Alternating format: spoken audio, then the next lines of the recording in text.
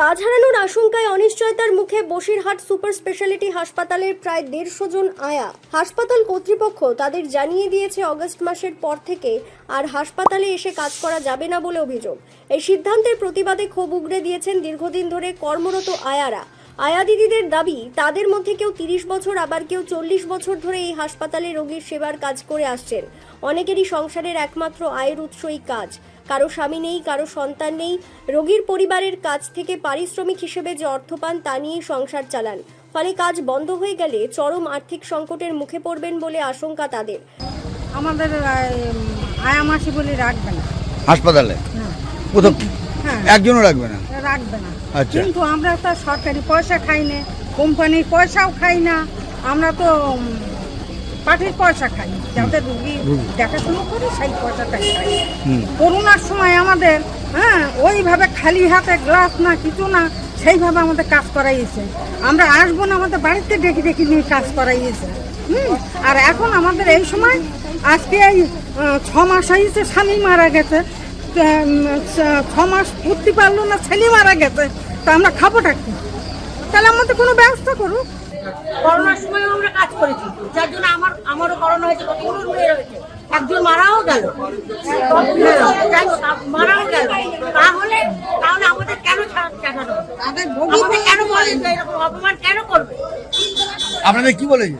আমাদের বলেছে এখানে আমাদের কাজ করতে হবে না, কাজ দেবে না, বেরিয়ে যাও। এখনো বেরোনি তোমরা, আমাদের কাজ, তোমার লোকের বাড়ি কাজ করে খাও, এই সমস্ত কথা বলার মানে দেখি। আমরা এত বছর ধরে কাজ করছি, আমাদের এরকম ধরনের কথা কেউ কোনো ছাড় করে।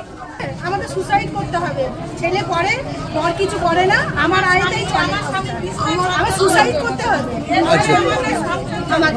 আচ্ছা, এবার আমাদের বক্তব্য, এই কাজটা চলে গেলে আমরা খাবো কি, সংসার চালাবো কি? আমার ঘরে ক্যান্সার, আমার বৌমার ক্যান্সার, এই পয়সা সংসার চলে, তা আমরা কি করি? আমাদের সংসার চলবে?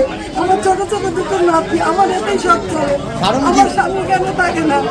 আমার হতে আমি ছেলেমেয়ে নাতি বুটি মানুষ করি, আমি ক্যান্সার চিকিৎসা চালাই। আমার তাই ভরসা আমার কেন এসছে? আমাদের নিয়ে আমাদের অপরাধ থেকে আমাদের কেন চলে যেতে হবে? এইটুকু আমার। তাদের আরও অভিযোগ, তারা সরকারের কাছ থেকে কোনো বেতন পান না, কোনো বেসরকারি সংস্থার কর্মী নন। রোগীর পরিবারের কাছ থেকে প্রতিদিন প্রায় 120 টাকা করে পারিশ্রমিক নিয়ে কাজ করেন। সেই অবস্থায় হঠাৎ করে হাসপাতাল থেকে তাদের সরিয়ে দেওয়ার সিদ্ধান্ত কেন নেওয়া হলো তা নিয়ে প্রশ্ন তুলেছেন তারা। তাদের দাবি, এই সিদ্ধান্ত প্রত্যাহার করে আগের মতো কাজের সুযোগ দিতে হবে। অন্যদিকে এই বিষয়ে বসিরহাট স্বাস্থ্য জেলার মুখ্য স্বাস্থ্য আধিকারিক রবিউল ইসলাম জানান, হাসপাতালে এইভাবে আয়াদের কাজ করার কোনো সরকারি নির্দেশিকা বা অনুমোদিত ব্যবস্থা নেই, সেই কারণেই এই সিদ্ধান্ত নেওয়া হয়েছে। আমার যতদূর জানা আছে যে সরকারি কোনো নির্দিষ্ট গাইডলাইন এই ক্ষেত্রে আমরা পাইনি।